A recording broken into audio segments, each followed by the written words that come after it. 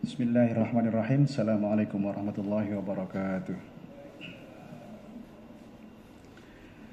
Alhamdulillahi rabbil alamin, wassalatu wassalamu ala sayyidina Muhammadin wa ala alihi wa ashabi ajma'in. Qala rabbi shrah li sadri wa yassir li amri wa hlul 'uqdatam min lisani yafqahu qawli. Allahumma anfa'na bima 'allamtana wa 'allimna ma yanfa'una. وذكرنا ما نسينا وأعمي عنا أعين الظالمين والحاسدين يا ذا الجلال والإكرام. ربنا افتح بيننا وبين قومنا بالحق فأنت خير الفاتحين. اللهم اجعلنا ممن يستمعون القول فيتبعون أحسنه آمين يا رب العالمين. قال المصنف رحمه الله تعالى ونفعنا به وبعلومه في الدارين آمين يا رب العالمين. Puji syukur kehadirat Allah subhanahu wa ta'ala dan mengucap alhamdulillahirabbil alamin. Bersolawat kepada Nabi dengan mengucap Allahumma sholli ala sayyidina Muhammadin wa ala alihi wa ashabi ajma'in. Baik jamaah yang dimuliakan oleh Allah subhanahu wa ta'ala, kita lanjutkan kajian ba'da zuhur bulanan. Pada minggu pertama ini kita lanjutkan pembacaan kitab Bulughul Maram karya Imam Ibnu Hajar Al-Asqalani.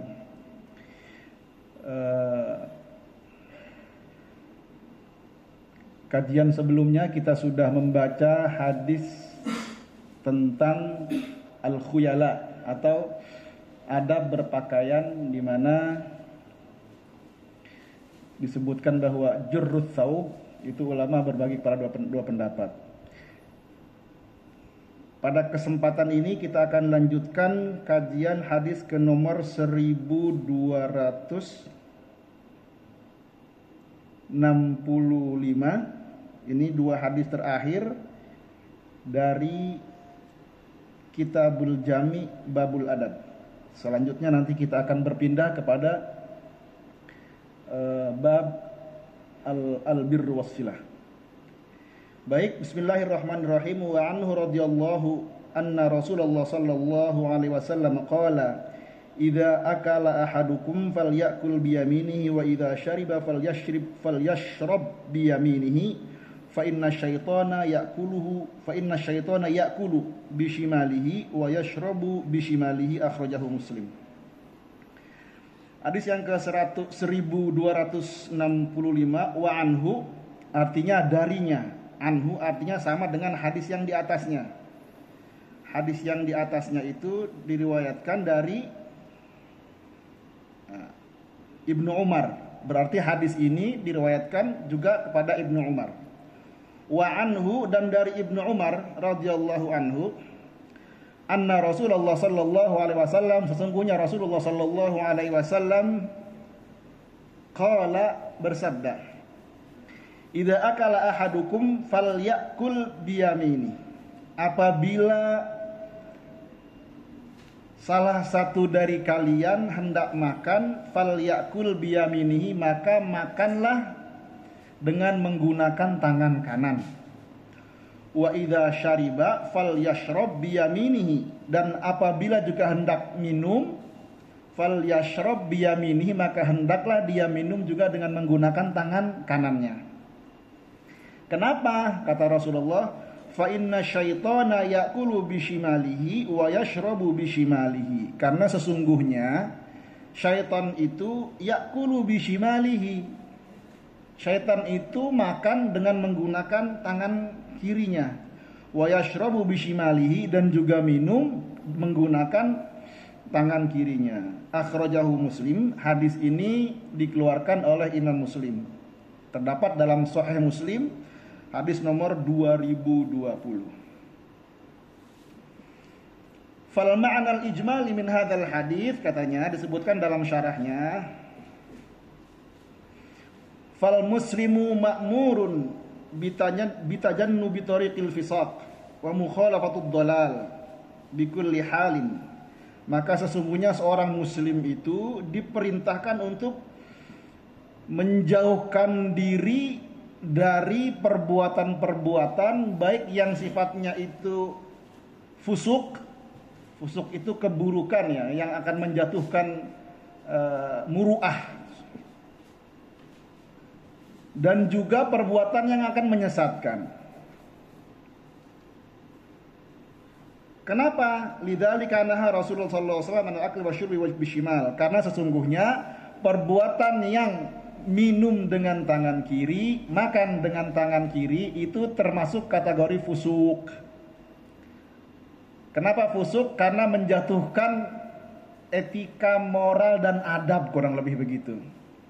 Sehingga nanti hadis ini dimaknai oleh para ulama terbagi kepada dua kelompok. Ada yang mengatakan larangan ini bersifat tahrim, ada yang mengatakan larangan ini bersifat hanya lil karohah. Nanti di bawah lagi disebutkan. Para ulama hadis mentahdzir, apa mentahdzir itu? Menganggap perbuatan makan minum dengan tangan kiri itu perbuatan yang buruk. Kenapa? Karena tadi Rasul menyebutkan perbuatan-perbuatan itu, amal-amal tadi itu, makan dengan tangan kiri, minum dengan tangan kiri, itu adalah perbuatan yang dilaksanakan syaitan. Sehingga kalau orang meniru syaitan, maka tasyabbuh bisyaitan, dia meniru amalan syaitan. Dalam Al-Quran ada beberapa ayat yang menjelaskan bahwa kita tidak boleh mengikuti atau meniru perbuatan syaitan. Di antaranya firman Allah, a'udzubillahi minasyaiton. Bismillahirrahmanirrahim. Innamal khamru wal maisiru wal ansabu wal azlamu rijsun min amalis syaitan. Sesungguhnya khamr, maisir, berjudi, wal ansab, mengundi nasib, rijsun min amalis syaitan, adalah perbuatan hina, perbuatan tercela yang dilakukan oleh syaitan. Fajtanibuhu, maka jauhilah. Jadi dikiaskan atau istidlalnya diambil dari ayat ini juga, maka manusia, umat Nabi Muhammad, umat Islam itu tidak boleh meniru perbuatan syaitan. Tidak boleh meniru perbuatan syaitan, tidak boleh mengikuti apa yang dilakukan syaitan. Ya. Meskipun misalnya ini dianggap hal sepele, kan makan dan minum kan tidak ada nilai ubudiyahnya, tidak ada ta'abudinya, tidak ada kaitan dengan ibadahnya. Iya, tapi ketika ada perintah Rasul, maka di situ ada nilai sunnahnya. Dalam kedudukan tasyri', dalam kedudukan hukum, ya, kita bicara usul fikih. Usul fikih itu rujukan referensi hukum itu, yang pertama itu Al-Quran, yang kedua itu adalah sunnah. Fungsi sunnah, fungsi hadis itu diantaranya adalah kalau tidak disebutkan atau tidak dijelaskan dalam Al-Quran, maka sunnah sebagai sesuatu yang bisa didasarkan menjadi dasar hukum. Atau sunnah bisa diposisikan sebagai tibyanun, penjelasan terhadap hukum yang ada dalam Quran. Ya. Amal-amal syaitan tadi yang disebutkan dalam Al-Quran, khamr, maisir, ansab, itu amalu syaitan, maka jauhilah. Dalam hadis disebutkan hal yang sama, minum dengan tangan kiri, makan dengan tangan kiri, itu adalah perbuatan syaitan. Artinya hukumnya disamakan dengan tadi itu, khamr, maisir, ansab tidak boleh ditiru, maka perbuatan makan dan minum dengan tangan kiri itu adalah perbuatan juga yang dilarang. Namun demikian, ulama berbeda pandangan karena hukum itu kan terbagi ada 5 ya. Wajib, sunnah, jaiz, makruh dengan mubah. Larangan itu bisa terjadi kepada dua posisi. Bisa jadi larangannya lit tahrim atau lil karoha. Maka disebutkan fafiqhul hadis, yakni an-nahyu 'anil akli wasyurbi bishimal walakin bil yamin. Faqad dhahaba al-jumhur ila istihbabil akli bil yamin. Kebanyakan ulama, jumhur ulama mengatakan larangan ini hanya bersifat karohah, sehingga perintah makan dan minum ini merupakan perintah yang hukumnya hanya sunnah, mustahab. Kalau ada orang yang menyimpangi dengan makan tangan kiri atau minum dengan tangan kiri, artinya dia telah melakukan perbuatan yang makruh, karohah, dibenci oleh Rasul dan tidak disukai dalam Islam. Apa definisi karohah? Karohah itu jika kita melaksanakan perbuatan itu maka kita tidak mendapatkan dosa, tapi kalau kita meninggalkan perbuatan itu maka kita mendapatkan pahala. Ya. Jadi nahyun di sini menurut jumhur kebanyakan ulama larangan yang bersifat hanya makruh. Sehingga hukum makan dengan tangan kanan, minum dengan tangan kiri itu adalah sunnah menurut jumhur ulama. Kebanyakan ulama. Pendapat lain, waqala ahlul zahir wa ghairuhu, dan berkata ahlul zahir itu menunjuk kepada Imam Daud al-Zahiri, atau dalam madhab fikih disebut madhab literalis. Daud al-Zahiri dan beberapa pendapat ulama bahkan disebutkan ada qaul sahih dalam madhab Syafi'i. Ini lagi perlu dipahami bahwa dulu kita mengenal kalau madhab Syafi'i itu ada qaul qadim dan qaul jadid. Qaul qadim itu pendapat Imam Syafi'i ketika beliau berada di Irak. Tetapi qaul jadid itu adalah ketika Imam Syafi'i pindah dan tinggal di Mesir. Itu qaul jadid. Salah satu contoh qaul qadim qaul jadid Imam Syafi'i itu adalah ketika di Irak, Imam Syafi'i berpendapat kalau wudu itu tidak batal kalau laki-laki dan perempuan bersentuhan. Tetapi ketika pindah ke Mesir, Imam Syafi'i mengatakan laki-laki dan perempuan bersentuhan itu membatalkan wudu. Tetapi dalam mazhab Hanafi, ulama-ulama pengikut Hanafi itu ini ada Imam Nawawi, ada Imam Ash-Shirazi. Itu kadang-kadang pendapatnya juga tidak sama persis dengan pendapat Imam Syafi'i. Salah satunya dalam hukum ini. Imam Nawawi berbeda pendapat. Kalau Imam Syafi'i ikut jumhur bahwa perintah makan minum dengan tangan kanan itu hanya bersifat sunnah, tapi menurut Imam Nawawi perintah makan dan minum itu dengan tangan kanan itu hukumnya wajib. Makanya dalam ilmu usul fikih disebutkan kalau ada satu madhab Syafi'i, ulama pengikut Syafi'i itu ada berbeda pandangan, ada dua pendapat dalam satu hukum. Biasanya disebut ada dengan qaul sahih wal qaul asah. Qaul sahih itu qaul yang dikeluarkan oleh salah satu pengikut madhab Syafi'i tapi tidak kebanyakan. Tapi kalau qaul pendapat kebanyakan pengikut madhab Syafi'i disebut namanya qaul asah, qaul yang lebih kuat. Sebetulnya kalau bicara istilah terminologi usul fikih, ada lagi dalam mazhab Syafi'i itu. Ada qaul zahir, qaul adhar, qaul sahih dan qaul asah namanya. Gitu pembahasannya panjang ya dalam ilmu usul fikih. Tetapi kesimpulannya begini. Makan minum dengan tangan kanan itu dalam mazhab Syafi'i sendiri terjadi perbedaan pandangan. Meskipun Imam Syafi'i mengatakan itu adalah sunnah, tapi pengikut Imam Syafi'i mengatakan wajib. Bisakah begitu? Bisa. Mujtahid mutlak itu pendiri madhab, tapi pengikutnya namanya mujtahid muqayyad dalam ilmu usul fikih. Mujtahid muqayyad itu bisa jadi berbeda dengan pendapat mujtahid mutlaknya. Imam Hanafi punya murid namanya siapa yang Qadil Qudat itu.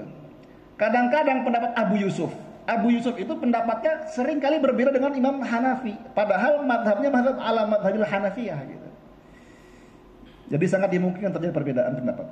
Jadi menurut pandangan wa qauludz zahir, pendapat zahiriyah dan sebagian pendapat syafi'iyah mengatakan makan dan minum dengan tangan kanan itu bukan sunnah perintahnya, tapi wajib. Kenapa wajib? Lah lihat itu. Menjauhi perbuatan khomer, maisir dan ansob itu perintahnya wajib apa sunnah? Sunnah. Karena kalau dimaknai itu hanya makruh, berarti orang yang khomer, maisir, ansob itu ketika melakukan itu, ketika minum khomer berarti hanya makruh saja. Makruh itu apa? Kalau minum berarti dia nggak berdosa gitu kan? Jadi kalau hukumnya disandarkan atau ditempelkan, dikiaskan kepada khomer, maisir, ansob dan azlam tadi itu, maka perintah makan dan minum dengan tangan kanan sekaligus larangan makan dan minum dengan tangan kiri. Dalam ilmu kaidah namanya al-amru bisyai'i nahyun an diddihi. Perintah terhadap sesuatu, maka larangan terhadap kebalikannya. Kalau perintah makan minum dengan tangan kanan, artinya larangan makan dan minum dengan tangan kiri. Gitu. Itu kaidahnya al-amru bisyai'i nahyun an diddihi. Kalau dilarang makan minum pakai tangan kiri, artinya apa? Artinya perintah makan dan minum dengan tangan kanan. Gitu ya. Kesimpulannya dari hadis ini bahwa sesungguhnya jumhur kebanyakan ulama mengatakan berpendapat bahwa makan dan minum dengan tangan kanan mustahabun, hukumnya sunnah. Walaupun pendapat yang marjuh, pendapat yang lebih sedikit pengikutnya diantaranya sebagian mazhab Syafi'iyah dan Daud Adz-Dzahiri mengatakan makan dan minum itu makan dan minum dengan tangan kanan itu perintahnya wajib. Wajib itu apa? Ya kalau kita makan dan minum dengan tangan kiri artinya kita berdosa gitu. Demikian ya, jelas. Ya. Baik, itu hadis yang pertama dalam kajian siang ini. Mudah-mudahan bisa kita ambil manfaatnya ya. Intinya bahwa ya secara etika moral jelas tangan kanan itu adalah lebih diutamakan, dianggap tangan yang bagian yang lebih terhormat dari tangan kiri begitu ya. Sehingga kalau ada orang bicara dengan orang yang lebih tua, lebih terhormat dari kita, maka biasanya menggunakan diksi dengan gerakan tangan kanan, menunjuk dengan tangan kanan gitu kan, adalah sebuah penghormatan. Hadis yang kedua ini berbicara tentang hadis yang ke-1266. Bismillahirrahmanirrahim. Wa an Umar bin Shu'aib an abihi an jaddihi qala Rasulullah sallallahu alaihi wasallam kul washrab walbas wa tasaddaq fi ghairi sarafin wala makhilatin. Akhrajahu Abu Dawud wa Ahmad wa 'allaqahu Al-Bukhari. Hadis yang ke-1266 dari kitab Bulughul Maram dari Umar bin Shu'aib an abihi dari ayahnya, an jaddihi dari kakeknya, qala berkata, qala Rasulullah sallallahu alaihi wasallam, kul makanlah, washrab dan minumlah, walbas dan berpakaianlah, watasaddaq dan bersedekahlah, fi ghairi sarafin dalam keadaan tidak berlebih-lebihan, wala makhilatin dan tidak diikuti dengan kesombongan. Fal ma'na bi hadzal hadis al-ma'muru bit tawassut li'annahu khairul umur. Hadis ini memerintahkan kepada kita untuk berbuat sesuatu itu bit tawassut. Apa tawassut itu? Moderat. Tidak terlalu ke kiri-kirian, tidak terlalu ke kanan-kanan juga. Tidak ekstrim kanan, tidak ekstrim kiri, kurang lebih begitu, moderat. Hadis lain disebutkan khairul umuri awsatuha. Sebaik-baik perkara itu adalah pertengahannya.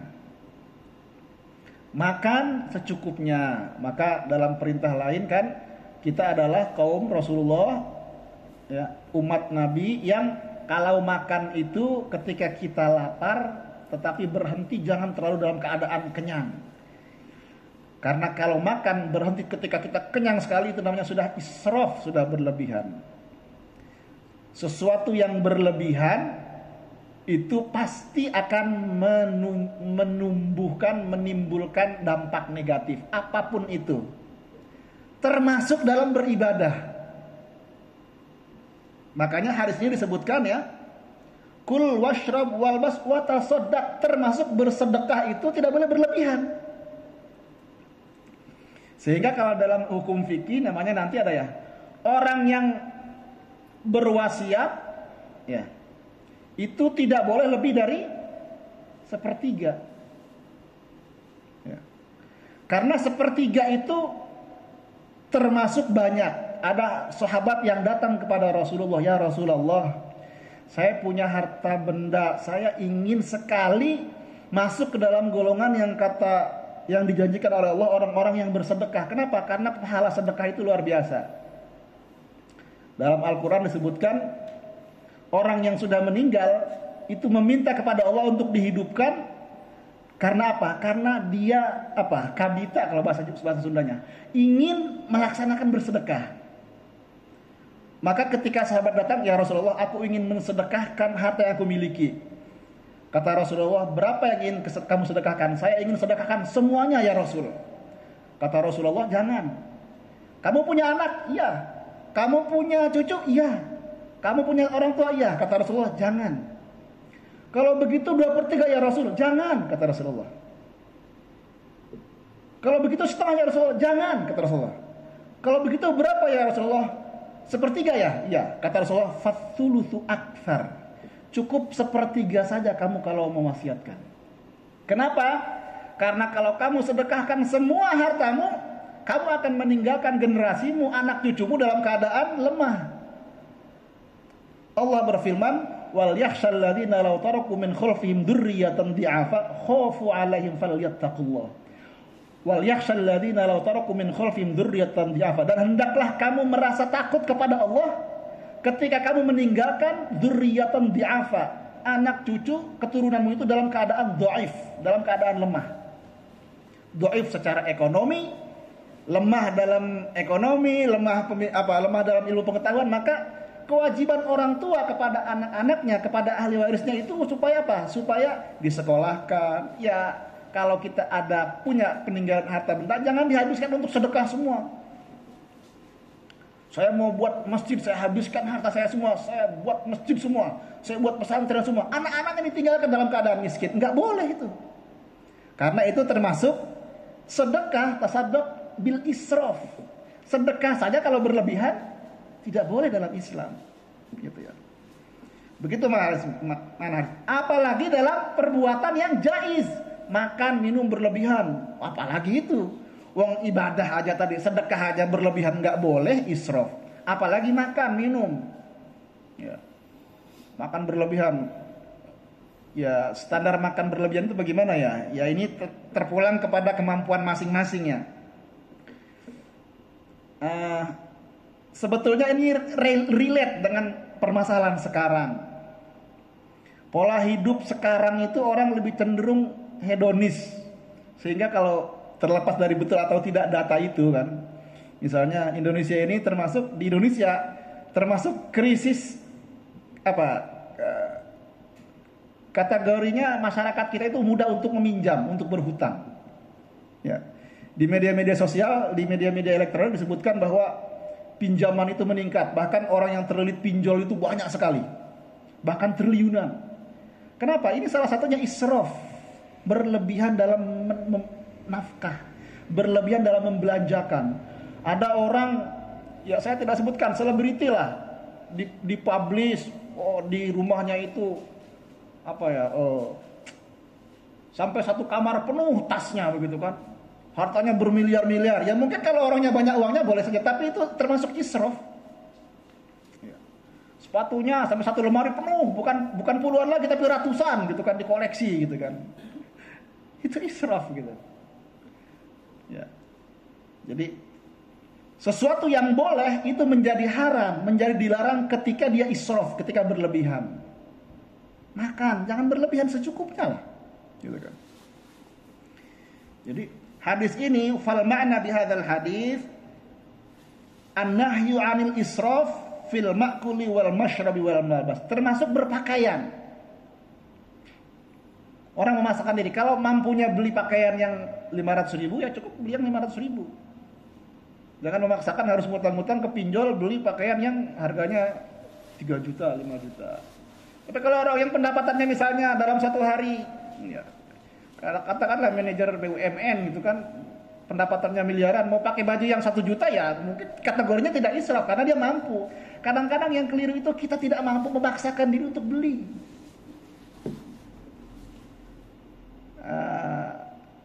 Termasuk generasi anak-anak kita. Ya, ada yang miris kita kalau misalnya mendengar berita anak membunuh ayahnya. Kenapa? Karena minta dibelikan motor, nggak dibelikan motor sama bapaknya. Itu ada kejadiannya. Ya, karena pola hidup israf, pola hidup berlebihan, didukung dengan budaya kita.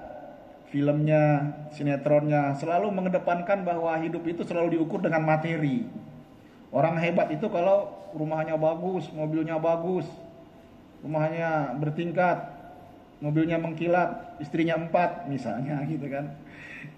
Israf, gitu. Penyakit israf. Maka hadis ini melarang jangan berlebihan. Wa qad qala Ibnu Abbas, man anfaqa dirhaman fi haramin faqad asrafa. Orang-orang yang menginfak itu apa? Infak itu memberi makan anaknya, memberi makan istrinya, atau berinfak untuk jalan Allah dengan keadaan berlebihan pun itu menjadi haram. Jadi secukupnya. Contoh misalnya menginfakkan kepada anak kita SD, butuhnya ya kebutuhan dia per hari katakan untuk jajan sehari ya maksimal 50.000. Untuk makan minumnya ya secukupnya. Tapi karena saya orang kaya, uang saya banyak, anak saya tuh sehari itu saya kasih jajan 20 juta atau 5 juta, itu israf namanya. Walaupun kita mampu, tapi kita nggak boleh memberikan itu kepada anak kita. Nanti kebutuhannya akan meningkat. Jadi begitu, jangan berlebihan dalam berinfak, bahkan dalam beribadah jangan berlebihan. Dalam hal ini bersedekah gitu ya. Oleh karena itu, ulama mengatakan bahwa perintah ini wajib hukumnya. Maka orang-orang yang israf, orang-orang yang berlebihan dalam berpakaian, dalam makan minumnya, dalam berinfak sekalipun, maka orang itu termasuk orang-orang yang telah fusuk. Orang telah berbuat apa fusuk itu? Berbuat aniaya, berbuat nista gitu, mendapatkan dosa. Jamaah yang dimuliakan Allah Subhanahu wa taala, demikian 2 hadis yang bisa saya sampaikan. Oleh karenanya, karena hadis ini masih dalam kitab babul adab, ya inilah adab yang harus kita terapkan gitu. Adab itu erat kaitannya dengan etika. Kadangkala adab itu selalu berbenturan dengan tradisi dan budaya. Karena kebudayaannya sudah begitu, ya, orang biasa makan berlebihan, biasa menginfakkan secara berlebihan atau membelanjakan secara berlebihan, dianggapnya biasa saja gitu. Oh, malah orang hebat ya si anu, mobilnya aja 10. Padahal yang dipakai mobil itu berapa sih gitu kan? Hanya 2, hanya 3 gitu. Ya, kita bepergian sekali jalan memang mau pakai mobil berapa? 3, 4, 5. Dan itu menjadi semacam semacam pola pikir yang kemudian tertanam kepada generasi kita, kepada anak-anak kita gitu. Oleh karena itu, jauhi perbuatan israf secukupnya. Rasulullah itu bukan seorang yang personifikasinya orang yang miskin, tapi juga tidak dikategorikan orang kaya raya. Tetapi Rasulullah itu mampu menafkahi istri dan anak-anaknya itu dengan tidak berlebihan. Demikian jamaah yang dimuliakan oleh Allah Subhanahu wa taala, kurang lebihnya mohon maaf. 2 hadis yang bisa kita kaji, mudah-mudahan kita bisa mengambil hikmah dan manfaat daripada hadis yang kita bacakan. Yang benar itu datangnya dari Allah, yang keliru itu datangnya dari hamba Allah ini yang fakir, yang masih banyak belajar. Assalamualaikum warahmatullahi wabarakatuh.